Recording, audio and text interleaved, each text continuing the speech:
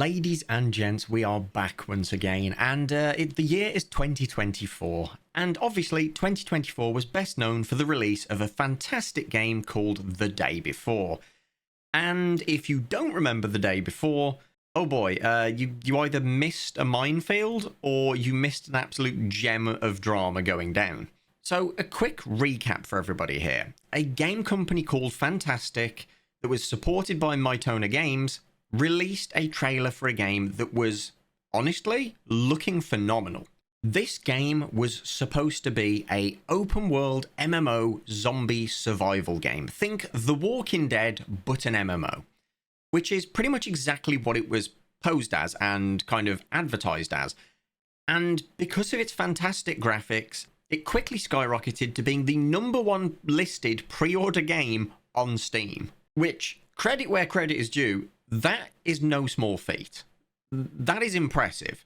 But unfortunately, while that feat is impressive, the game that actually ended up releasing, well, let's just say it wasn't as impressive. So, as you've been seeing in the background, this is what the game was supposed to be. You were supposed to have beautiful car physics. Driving through mud, the mud deforms around the tyres. And there's no wonder that people were excited about this, because this game was just too good to be true. And, well, people very quickly found out, as a collective, that it was exactly that. It was way too good to be true, because it wasn't. Now, you might be wondering, what do you mean it wasn't true? Well, after many short setbacks, about 3 or 4 at this point, it kept getting delayed and delayed, and many people still held out hope that it was just going to be a better game on release. They wanted it to be the best it could. After developer live streams and showcases, I mean, what else could it be other than a fantastic game? An open world zombie survival MMO? That's kind of the dream. People wanted this. Well, with all that hype building and the inevitable release that finally came, boy oh boy did we get an absolute gem of a product. And just for all the wrong reasons. So you've been watching the gameplay of what it should have been, of what was advertised. But before we do get into what this actually ended up looking like, I'm going to very quickly show you a product you can order, and it looks exactly like what you ordered. If you're anything like me, you probably resort to wearing plain basic t-shirts because you don't want to fork out an absurd amount of money for a branded t-shirt just to be a walking billboard.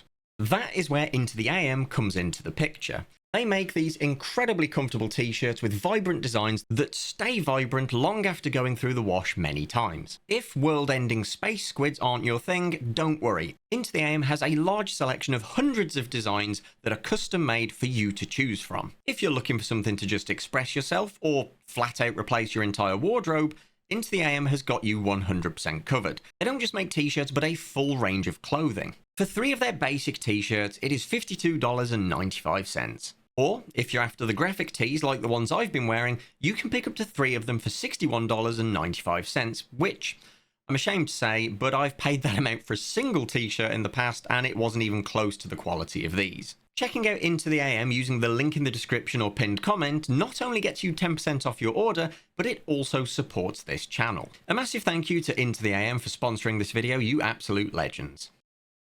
So, yeah, here we are. This is what actually released. And at first, you might not be thinking it looks too bad.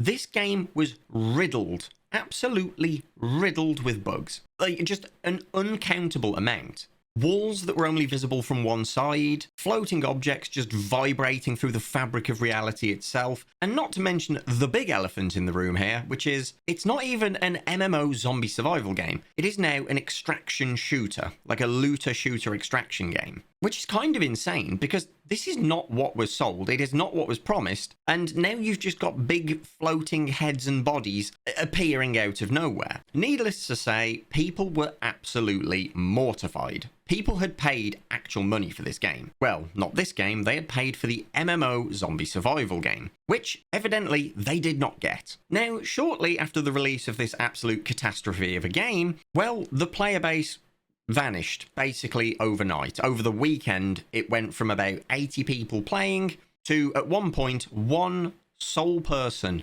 holding down the fort and playing this game at all hours. Now, I can only think, or hope, should I say, that this person had left the game to download, Steam had launched it, and he just went on a long weekend or a cruise. Let's put it this way. If you were to play this game for any amount of time, more than an hour or two, you are probably going to have permanent psychological damage. Now, not long after the player base had reached a grand total of 1, it eventually peaked down to 0. Which, you know, it's understandable, this was bound to happen. And what happened next was also pretty inevitable, which is Steam had to actually step in.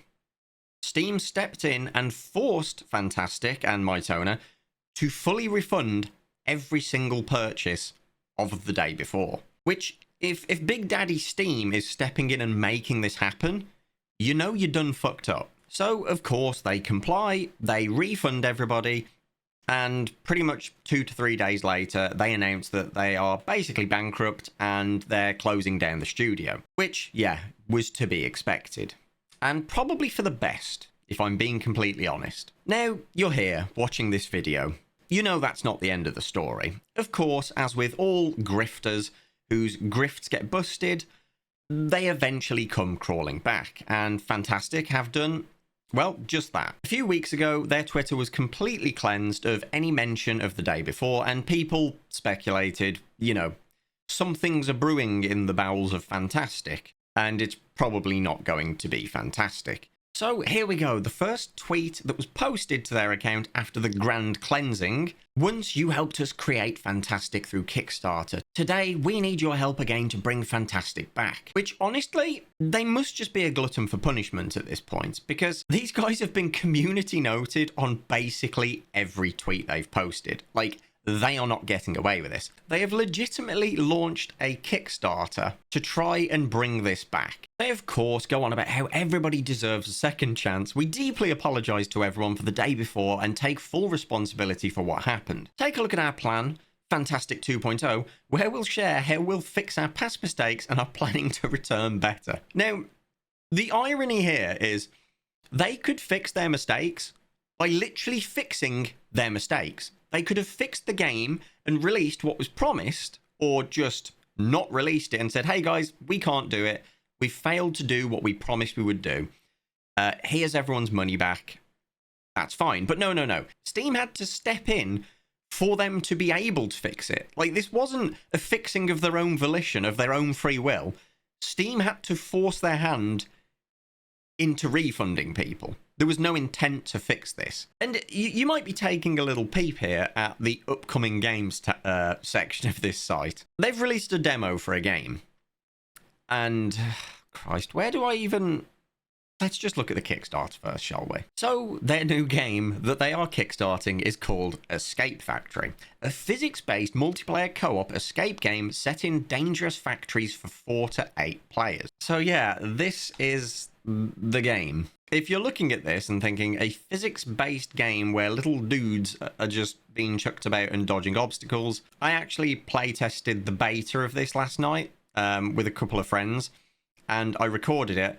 And while recording it, I actually just recorded a video of my face. So, I'm going to be honest, you're not missing out on much. What it shows is kind of basically the premise of it. All I can say is it's like Fall Guys when mom tells you we've got Fall Guys at home. So, you know, we're going to go home and play Stumble Dudes. It's like that.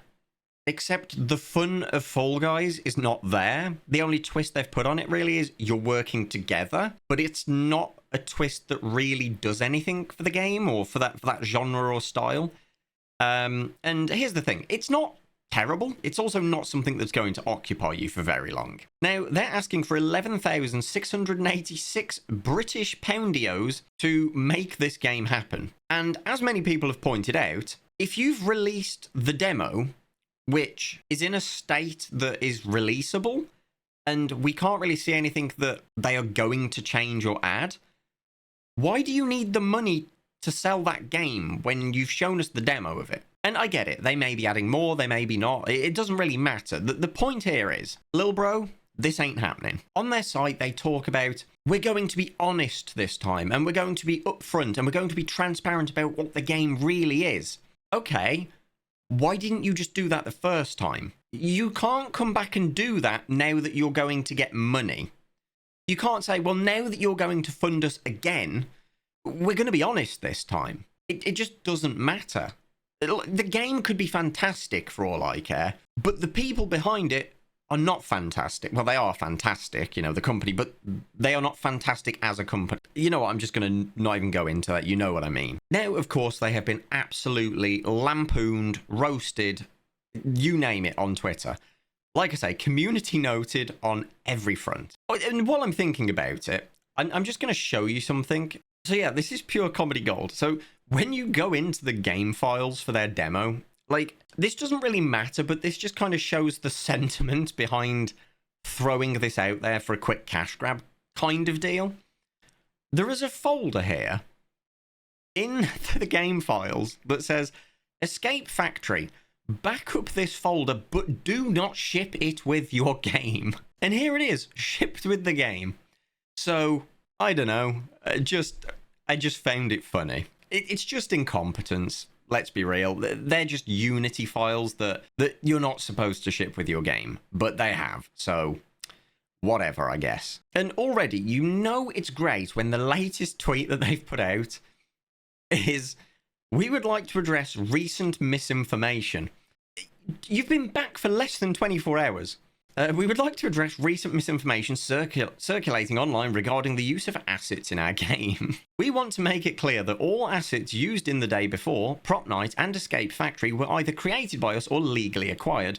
Whenever store-bought assets were used, we ensured that the proper licenses were obtained. For Escape Factory, we used assets for some of the VFX and small parts of the code. However, the art and music are 100% handcrafted by our team. We encourage everyone to fact-check before spreading misinformation. And of course, they got community noted, because no one said they'd stolen assets. As said here, Fntastic implies that the misinformation being spread is regarding their assets being stolen. However, no media coverage states that their assets were acquired unscrupulously, leading to a straw man argument. And yet, all the articles are pointing out that this isn't stolen assets, it's just an asset flip. Pretty much everything of theirs seems to be assets that have been slightly modified, which, I need to point this out, using assets isn't bad. That's what they're there for. But in this case, when a company is returned from bankruptcy, and they've managed to make a game, but then they need your money to make the game that's already there in its demo form, you do need to be cautious, and it's not a good look, because you're there saying that they were all handmade, but they're not. People have gone and found lots of the assets already. Sure, they've made some stuff themselves, but whatever, it's just another quick cash grab. And like I say, grifters will constantly crawl back as long as there is someone there to grift. And unfortunately, in this this day and age in the gaming industry, that is it's pretty commonplace. It just is. So this is clearly a situation that's going to unfold, and I hope it unfolds into as much fun as the day before did. And I don't mean the game, I just kind of mean the whole scenario surrounding it. Because to be honest, I think we all kind of won with the release of the day before. Not by actually playing it, but just by experiencing it from the outside in. So yeah, there we have it. Fntastic have returned, peddling another grift, which I'm sure you're all going to be as excited as me to watch this go down. So I'm going to be keeping a close eye to cover whatever happens, you know, whatever radioactive fallout follows this. But yeah, as always, massive thank you to the patrons. You guys rule. And until I catch you guys in the next one, take care.